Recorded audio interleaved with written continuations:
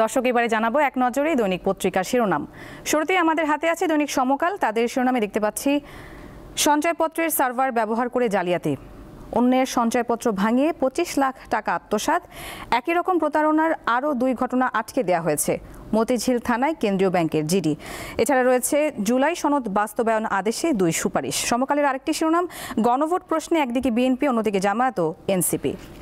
দর্শক এরপরে আছে দৈনিক যুগান্তর। তাদের শিরোনাম, পিআর পদ্ধতিতে উচ্চকক্ষ, সংবিধান সংশোধনের 45 দিনে বাস্তবায়ন। এছাড়া রয়েছে ঋণের 5,000 কোটি টাকা পাচার, দুবাই লন্ডনের সাবেক মন্ত্রী জাবেদের 597 বাড়ি। তারেক রহমানের আবেগ ঘন বক্তব্য, প্রার্থীদের দ্বন্দ্বের পারদ শূন্যে নামতে পারে। এছাড়া রয়েছে 3 বিচারপতির কাছে তথ্য চেয়েছেন প্রধান বিচারপতি, স্বল্প সময়ে বিপুল সংখ্যক জামিন। এরপর রয়েছে দৈনিক প্রথম আলো। তাদের শিরোনাম, গণভোট কবে সিদ্ধান্ত দেবে সরকার। জুলাই সনদ বাস্তবায়ন প্রসঙ্গে সনদ বাস্তবায়নের সুপারিশ প্রধান উপদেষ্টার কাছে জমা দেওয়ার পর ঐক্যমত্য কমিশনের সংবাদ সম্মেলন। 9টি সুপারিশ নির্বাহী আদেশে বাস্তবায়নের পরামর্শ কমিশন। দেখে নেব কালের কণ্ঠের শিরোনামগুলো। নির্বাচনের দিন বা আগে গণভোট থাকবে না, নোট অফ ডিসেন্ট।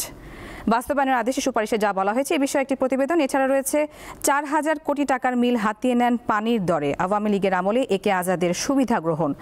এরপর রয়েছে দৈনিক আমার দেশ। তাদের শিরোনাম, অনৈক্য রেখে বিদায় ঐক্যমত্য কমিশনের। একটি মন্তব্য প্রতিবেদন রয়েছে, নির্বাচন আয়োজনে সরকারের প্রস্তুতি নিয়ে শঙ্কা রেখেছেন মাহমুদুর রহমান।